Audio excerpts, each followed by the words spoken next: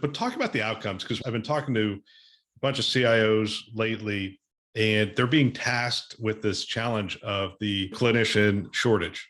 The physicians are overworked. What kind of outcomes are you seeing as a result of implementing the Nuance suite of products across the health system?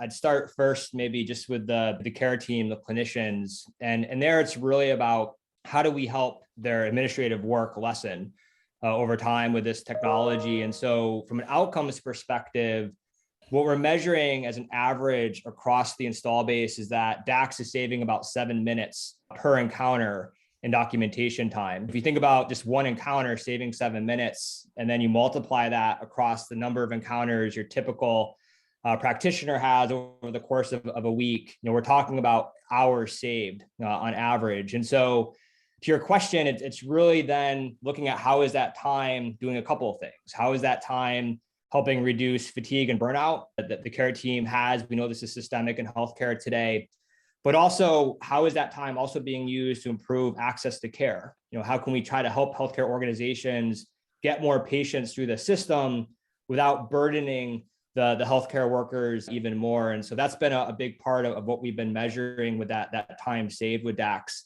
And I think what's been most exciting is a lot of healthcare organizations are now looking at this very much as a retention and an attraction tool. We just actually had some clients talk to us about sort of what's top of mind for them. And one of the things that always comes up is staffing. How do you actually get healthcare workers in the door, and how do you get them to stay?